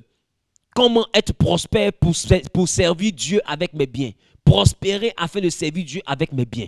C'est le 25 et le 26 à Paris, à Sarcelles, là où nous faisons les programmes d'habitude. Et puis le vendredi 28, nous avons la veille dans le même endroit. La veille dans le même endroit. Et là-bas, on va parler, comment on appelle cela, du sacrifice des premiers-nés. C'est-à-dire la malédiction des premiers-nés. On va parler de ça le vendredi 28 à Paris. Donc tu vois que la semaine prochaine, j'ai 3 jours de prière à Abidjan. La semaine d'après, la semaine du 25, 26, je suis à Paris. 28 encore, je suis à Paris. Je reviens à Abidjan le 29. J'ai programme à Abidjan le mercredi 2, le jeudi 3 et le vendredi 4 à Abidjan. Quand je finis ça à Abidjan, la semaine du 9, la semaine du 9 août, voilà, le 9 et le 11 août, je suis à Paris encore pour un programme. Je quitte à Paris le 12 août. Je rentre à Abidjan, je fais le culte le 13, dimanche 13. Je finis le dimanche 13 et le mardi 15, je décolle pour Brazzaville. Je suis à Kinshasa le 16, le 17 et le 18 à Kinshasa. J'ai un programme. 16-17, c'est de 17h à 21h. Et puis le vendredi 18 août de 21h à 6h à Kinshasa. Le dimanche 20, j'ai programme avec les hommes d'affaires et les partenaires à Kinshasa, un programme fermé de 500 places maximum. Après ça, la semaine qui suit, le 22, le 23, le 24 août, je suis à Brazzaville. Le 25 août, c'est une veillée à Brazzaville. Le 27 août, rassemblement des partenaires des hommes d'affaires de Brazzaville, en après-midi. Quand je finis ça, j'arrive à Abidjan automatiquement, ou bien je vais à Paris directement pour une veillée. Là-bas, encore comment on appelle cela, le vendredi 1er septembre. Quand je finis ça, j'atterris à Abidjan le 2 septembre. Je suis à l'église le dimanche 3. Bon, dans tout ce que tu es en train d'entendre là, il n'y a quelle place d'Awalé? Tu veux devenir un grand leader et puis toi tu as le temps de causer. Laisse-moi tousser. J'ai vu de te monter mon programme jusqu'en septembre. Tu as 8 ans. Est-ce que tu as 8 ans? Maintenant, moi, il me demande, toi, tu t'arranges comment et puis toi, tu as le temps? Il n'y a pas un carrefour, tu dois évangéliser. Bon, non, il n'y a pas l'argent de voyager comme les AU là, pour faire les croisades dans les pays. Bon, on a compris. Tu n'as pas aussi tes pieds pour aller au carrefour pour crier Jésus est Seigneur. Les âmes qui marchent, qui sont au carrefour devant ton église, tu peux les évangéliser. Ceux qui font les cabines téléphoniques et tout, tu vas les évangéliser. Les magasins qui sont là, tu as fini de leur parler de Jésus. Tu les as invités à l'église, ils ne sont pas venus. Ils ont des problèmes, ils ont des démons qui les fatiguent. Tu es paresseux, il faut reconnaître ça. Tu passes ton temps dans les groupes avec des amis. Oh, bishop, bishop. Oh, ça c'est moi, c'est un shop. Ça c'est un shop. Oh, man of God, man of God. Tu penses que la vie de Dieu là, c'est la mode? Moi, il n'y a pas le temps de faire man of God, bishop, mon ami, mon gars. On n'a pas le temps de ça. Les gens sont en train de mourir dans le monde. Et toi, tu as le temps de jouer Ludo. Toi, tu as le temps de partir causer des gens inutilement.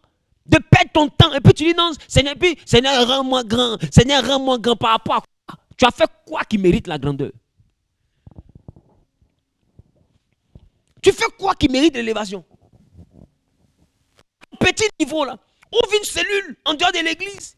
Tu n'as pas le temps, tu n'as pas l'argent pour aller à Brazza, on est d'accord. Tu n'as pas l'argent pour faire les grandes croisades, on est d'accord. Mais ouvre au moins une petite cellule. Ton église est déjà à Bobo. Le quartier qui est à côté là, ouvre une cellule. Va là-bas le mardi. Ouvre une autre cellule. Va là-bas le mercredi. Va à Angré. Ouvre une cellule. Sois là-bas le jeudi. Ouvre une autre cellule à Koumassi. Sois là-bas le mardi. Et puis monte à Dieu qui peut compter sur toi. Avant de commencer à voyager pour aller à Brazza, pour aller partout, faire les programmes à Lomé et tout là. Mais demande à mes enfants, ils vont te dire, à Bassam, on partait à Bonois, c'est pas ça? Bassam, Bonois, après Carrefour Jeunesse, on revient en Koumassi. Koumassi, hey, toi tu sais de quoi on parle. Après on a espace la parole. Programme sur programme. Avant que Dieu n'ouvre les portes des nations. Toi, ton problème, c'est que tu penses que tu seras là en train de montrer les symptômes de paresse et puis Dieu va te lever. Laisse-moi tousser. Laisse-moi tousser. Laisse-moi tousser. Dieu fait les grandes choses avec les grands esprits. Si ton esprit est déjà un esprit de nez, il y a des choses que Dieu ne va même pas s'engager à vouloir faire avec toi. Parce qu'il voit que tu ne vois pas loin. Tu n'as pas une grande vision. Tu as des grandes idées. Des idées, là, on s'assoit pour réfléchir à ça. Des idées, c'est dans ta tête, ça se balade. La vision, c'est dans tes actions qu'on voit. Quand tu es un homme de vision, on voit ça dans ton attitude. Quand tu es un homme d'idées, c'est dans ta tête que tu as de belles paroles. Donc quand tu es là, quand tu parles, il a des belles idées, mais il ne se lève pas pour agir. C'est que ces idées ne se sont pas transformées en vision. Quand tes idées se transforment en vision, tu ne peux pas t'asseoir sur place. Moi, je suis là, quand je ferme mes yeux, j'imagine Genèse dans toutes les capitales francophones. Dans toutes les capitales francophones, il faut qu'on ait Genèse. Oui.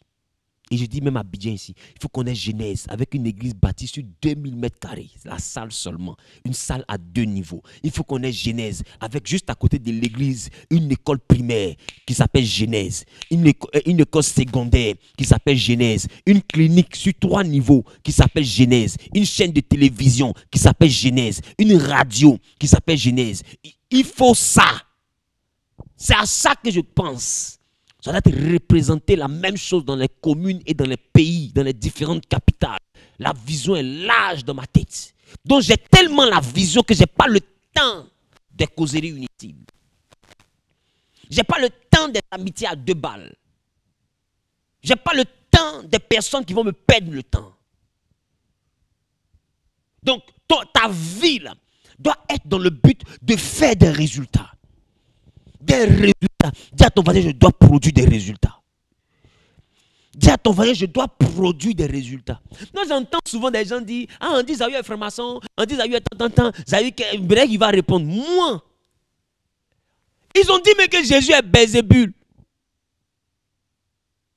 Belzébul.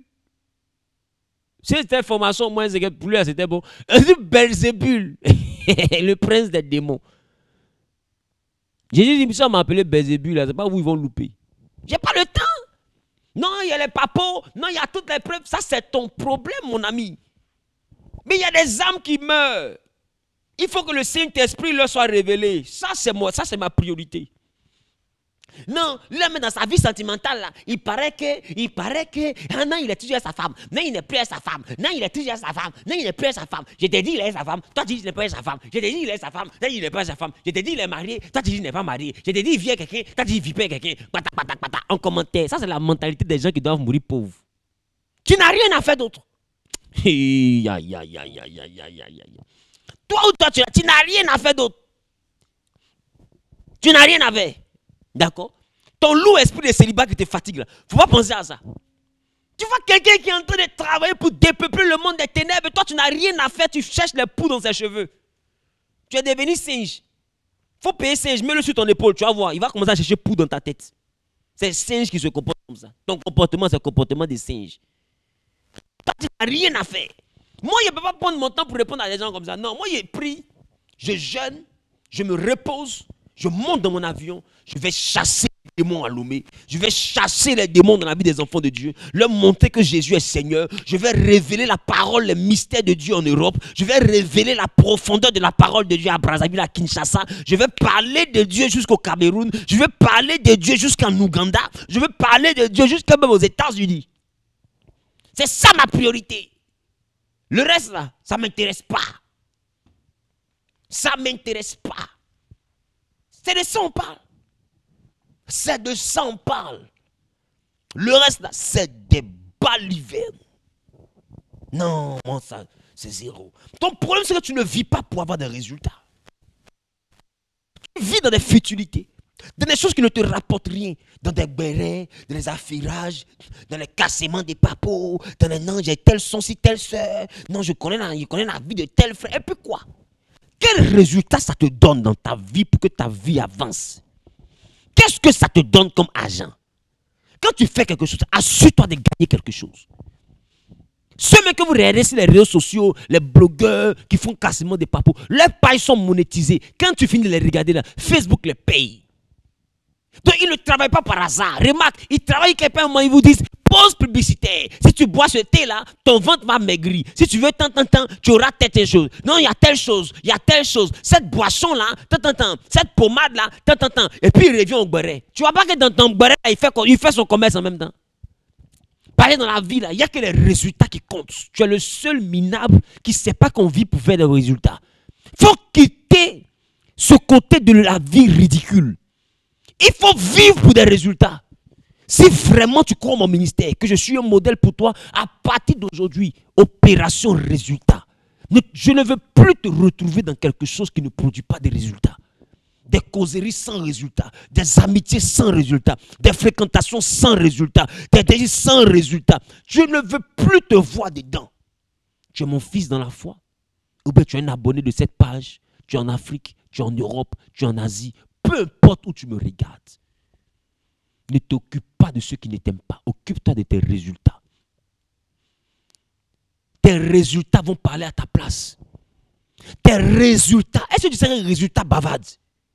Tes résultats vont parler à ta place. Tes résultats vont parler pour toi. Je parle à quelqu'un, je bavarde. Opération résultat. À partir d'aujourd'hui, regarde un ami avec qui tu marches. Regarde les résultats que ça t'apporte. Ça t'envoie où? Dans les bars, ça t'envoie où? À chercher les petits go. Coupe avec lui. Ce n'est pas un bon résultat. Tu marches avec quelqu'un, tu vois que le résultat, la personne te galvanise à réussir. Ta personne te donne de bons conseils. Marche avec elle. Tu rencontres une femme, tu vois qu'elle est intelligente. Elle a la sagesse pour te faire bâtir un empire. Marche avec elle. Tu marches avec une femme, elle te fait te parler de perruques, de tissage. Excusez-moi, il fallait que je parle au moins de perruques. Elle te parle que de perruques, de faux ongles, de beauté. Elle ne te parle pas de vision. Elle n'a pas sa place dans ta vision. Mon ami, dehors. On n'est pas là pour la distraction. On n'est plus là. Il n'y a pas le temps. Les gars, on meurt vite maintenant. Maintenant, on meurt vite. Non, on n'a pas le temps de la distraction. On vit pour impacter le monde. Vis pour ton entreprise. Lève-toi, va dans ta société. Travaille pour avoir tes clients. Conserve tes clients. Multiplie ton chiffre d'affaires. Garde ton argent. Réduis les dépenses. Reste chez toi à la maison. Laisse ta faire des after-work. On empoisonne les gens là-bas. Non seulement tu dépenses et puis encore tu surveilles ton verre pour ne pas qu'on t'empoisonne. C'est quel amour de l'insécurité ça? Un endroit où tu n'es pas en sécurité. Tu surveilles ton verre mais tu es toujours là-bas. Tu cherches quoi là-bas? Tu cherches le jour où ils vont réussir à t'empoisonner, c'est ça? Mais c'est duel de qui empoisonne, qui dribble. Je ne sais pas quel sport vous faites. Vous êtes assis ensemble, vous surveillez les verres, mais vous êtes toujours ensemble. Mais attendez, je me méfie de vous, je m'assois avec vous. Est-ce que je parle à quelqu'un? À partir d'aujourd'hui, opération résultat. Je prie que Dieu te donne la mentalité d'un homme qui produit des résultats. Tu n'as pas dit amen, non, ça me dérange. Que Dieu te donne la mentalité d'un homme qui produit des résultats. Que Dieu te donne la mentalité d'une femme qui aime les résultats. Tu marches avec quelqu'un en amitié, il faut des résultats. Tu collabores avec quelqu'un, il faut des résultats. Ah, il a dit, tu t'associes à quelqu'un, il faut des résultats. Tu marches avec quelqu'un, il faut des résultats. Tu as une équipe, il te faut des résultats. Tu dois évoluer sous forme de résultats. Tout ce qui ne produit pas le résultat, il faut appeler ça à partir d'aujourd'hui distraction. C'est la distraction. On n'a pas le temps de la distraction. Des gens comptent sur toi. Jésus compte sur toi. Pour que la vision qu'il t'a donnée dans ta chambre concernant l'église, que cette vision se réalise. Et puis toi, tu as le temps de causer. Il y a une autre chose aussi que je dis aux hommes de Dieu, que j'appelle la distraction. Aller d'église en église, non, tel pasteur m'a invité, ici là-bas, ici c'est affiche. Après, on invite à gauche, ici c'est affiche. Après, est-ce que ça c'est une ruse du diable dans la distraction? Bon, toi-même, c'est que Jésus t'a demandé de faire là. Tu as fini de faire, puis tu as affiche des gens en tête de promener d'église en église pour prêcher comme une star. À la fin, on retient quoi de toi? À la fin, on retient quoi? Tu es un prophète des nations, c'est ça? Distraction. L'œuvre que Jésus t'a présentée là, tu vois ça petite comme ça, mais tout le travail qui est dedans, tu n'as pas idée. Si tu te disposes, il va te montrer tout le travail. Mais tu as tellement envie de te... Au fait, toi, ton résultat souvent, c'est la stamania. Tu n'as pas le résultat de la vision. Si tu as à cœur le résultat de la vision, tu verras que Jésus va te montrer tout le détail, toute la complexité du travail. Quand toi, tu vas regarder vraiment ta vision et qu'il va ouvrir ton esprit sur tous les détails des choses que tu dois respecter pour atteindre ton objectif, tu vas voir que tu n'as pas le temps. Tu n'as pas le temps, il y a tellement de choses à faire. Tellement. Moi, si tu marches avec moi, tu seras dégoûté de la paresse. Tu vas te demander à quel moment il se repose. Je ne me repose pas, je n'ai pas le temps de ça. Voilà, je suis chez moi à la maison. Il quitte chez moi et met à l'église. Il quitte l'église et met prêcher dans un autre pays. Je n'ai pas le temps. Je ne vis que pour prêcher. Je ne vis que pour Jésus. Je n'ai pas le temps. Est-ce que vous comprenez ce que je dis là? Même ma maman, pour me voir, elle vient à l'église dimanche. C'est ça? Ma maman, elle est catholique. Pour voir son fils là, elle vient à l'église dimanche. Vous pouvez croire ça? Elle finit sa messe. Et puis en plein milieu du culte, elle rentre dans la salle. Elle s'assoit. Elle fait le culte. On finit le culte. Les voitures se suivent. On vient à la maison. On mange. Donc, est-ce que chaque dimanche, elle voit son fils? Pour voir son fils, elle vient dimanche matin. Elle finit le like à 18h. Elle voit son fils. On cause, on rit, on mange. On est là jusqu'au soir. Elle s'en va. Elle est rassasiée de son fils. Après ça, son fils entre les mains de Jésus. Il s'en va prêcher. Mon fils, il n'est pas là-haut. Il est parti. Elle sait. Il n'y a pas de bruit dedans. Ma vie là, c'est Jésus. Ma respiration, c'est Jésus. Maman, il dit, Seigneur, permets que le jour de ma mort, que je finisse de prêcher. Et puis quand il m'a dormi après une veillée comme ça, et puis tu me prends.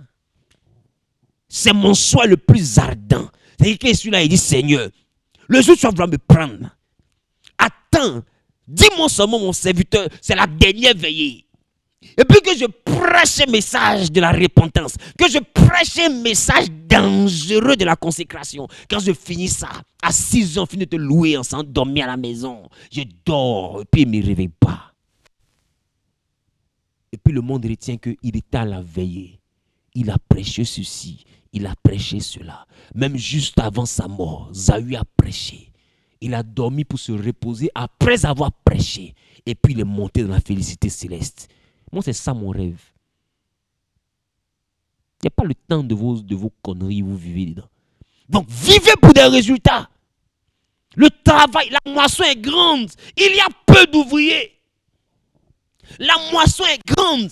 Il y a peu d'ouvriers. Quand ta vie que tu vis là, tu risques de mourir dans l'hôtel. Moi, je vais mourir après avoir fini de prêcher. Toi, tu peux mourir dans une chambre d'hôtel. Hein? Toi, pendant que tu es là, tu peux mourir dans une chambre d'hôtel. Tu peux mourir dans une résidence. Peut-être ta vie même là, c'est le peinturerie. Mais oui, c'est ta vie. Tu peux mourir dans la douche. La masturbation va te tuer. Tu peux mourir dans la douche un jour, mon frère. Répands-toi. Quel résultat ça te donne même? Est-ce que je parle à quelqu'un? Est-ce qu'il y a des fous de Jésus qui sont connectés? Est-ce qu'il y a des hommes de Dieu d'impact? Des gens aujourd'hui qu'on sous-estime, mais demain qui vont bouleverser la francophonie. Après ce message, opération résultat, fais de Jésus le centre de gravité de ta vie. Fais de ton entreprise le centre de gravité de tes journées. Tu sors de ta maison, va dans ton entreprise. Tu reviens, garde ton argent, amuse-toi avec tes enfants, dors avec ton mari. Le lendemain, va travailler. Construisez votre vie, payez vos terrains, construisez vos maisons, payez vos voitures, mettez vos enfants dans de bonnes écoles. Vivez pour les choses utiles. Les amitiés où vous investissez là, c'est une bande d'ingrats. Les mêmes à qui vous donnez l'argent, c'est les mêmes qui vont vous empoisonner. Et vos enfants vont pleurer. C'est les mêmes qui vont vous trahir. Et vos enfants vont pleurer. C'est les mêmes qui vont, après, vous régner et vos enfants vont pleurer. Vivez pour les choses utiles. Opération résultat. Est-ce que je parle à quelqu'un? La sixième et la dernière chose que je veux donner aujourd'hui, la gestion des crises. La gestion des situations difficiles. La gestion des situations difficiles. Je pense que je vais donner ça au prochain point. Donc, frères et sœurs, je vous aime très fort de l'amour de Christ. Et je vous invite, vous tous qui êtes connectés. Demain, on aura le même direct. Demain, à partir de 11h, heure d'Abidjan. Il sera midi à Brazzaville et à Kinshasa. Donc, je serai en direct. Et vous qui êtes sur YouTube, que Dieu vous bénisse aussi. Que sa grâce soit sur votre vie. Donc, on se donne rendez-vous demain à la même heure. Maintenant, le dimanche, après-demain, dimanche, nous avons un thème. Le thème, c'est là où se trouve ton cœur, là se trouve ton trésor. J'avais prêché, l'homme regarde à l'apparence, mais Dieu regarde au cœur. On a fini de traiter l'apparence, mais on est en train de travailler maintenant sur l'état de ton cœur. Donc là, maintenant, nous allons travailler sur là où se trouve ton cœur. Là se trouve ton trésor. Dimanche, tu vas découvrir là où ton cœur se trouve. On va parler. Et je vais te dire, comment est-ce qu'on fait pour que notre cœur soit en Jésus? Pour que les promesses de Jésus s'accomplissent dans notre vie. Donc, il est important que tu viennes le dimanche à partir de 10h à Angré Nouveau. Je suis en face de la pharmacie Val d'Oise. D'accord? Un numéro de téléphone à appeler maintenant, 07 47 03 33 37. Si tu as à cœur simplement de venir, que tu n'as pas de transport, appelle le numéro de téléphone et puis tu pourras maintenant avoir de quoi avoir le transport revenir. On pourra t'aider, on va t'aider dans le transport et puis tu vas venir. Donc, sois là à l'heure parce que la salle est vraiment petite. On n'a plus de place maintenant, donc viens à l'heure. D'accord? Viens à l'heure avec ta famille. Nous avons l'école du dimanche où les enfants sont gérés. Donc, si tu as des enfants, tu viens avec tes enfants. Ils seront en train de faire aussi leur culte. Toi, tu seras aussi en train de faire ton culte. Et puis, ensemble, on va louer le Seigneur. C'est de 10h à 13h. À la commune de Cocody, à Abidjan, Angré Nouveau, je suis en face de la pharmacie Val d'Oise. Je vous aime de l'amour de Christ. Et puis, si tu as envie de faire tes offrandes, après avoir écouté ce message, que tu as envie que je prie pour toi, tu as ta dîme à payer, tu as tes offrandes à payer. Contacte simplement les numéros qui sont affichés à l'écran. Voilà, tu contactes simplement les numéros qui sont affichés à l'écran. Tu prends les coordonnées. Ou bien pendant que je prêchais, Dieu t'a mis à cœur de faire une semence, t'a mis à cœur de faire une offrande. Ou bien en tant que père dans la foi, tu veux payer ta dîme, tu veux payer tes offrandes. Ou bien tu veux semer sur ce message pour que ce message-là devienne ton quotidien. Écris simplement, ou bien tu fais un Airtel Money, un MTN Money, un Orange Money, ou bien par Western Union, tu écris au WhatsApp qui est affiché. Et puis, je pourrais prier pour toi. D'accord? Je prie. Éternel, bénis la vie de tous ceux qui ont participé. Bénis aussi la vie de ceux qui, connectés depuis leur maison, ont à cœur de semer sur cette parole. Seigneur, la semence, c'est un acte de foi. Je prie que tu bénisses l'œuvre de leurs mains, que tu bénisses les entreprises et que tu donnes à ce message de devenir leur message. Seigneur, grandis dans leur cœur, que leur vie concourt à ta gloire. Seigneur, que leur existence soit pour te louer, pour te plaire, pour produire des résultats. Que le Saint-Esprit s'empare de leur cœur. Seigneur, donne-leur plus de toi. Qu'ils soient enivrés de ta présence. Qu'ils soient enivrés de ton caractère. Enivrés de ta mentalité. Seigneur, je prie afin de le consacrer dans la plénitude du Saint-Esprit. Gloire et louange te reviennent. Toi qui changes l'obscurité de leur vie en lumière. Tu changes la maladie de leur vie en guérison. Tu changes la captivité en liberté et tu te glorifies dans leur vie. Gloire et louange à toi. Au nom de Jésus, j'ai prié. Quelqu'un dit Amen 3 fois. Que Dieu vous bénisse. Je vous aime très fort. Rendez-vous demain à partir de 11h d'Abidjan. Nous allons poursuivre sur notre émission Voici toute la vérité. Bisous. Shalom. À demain.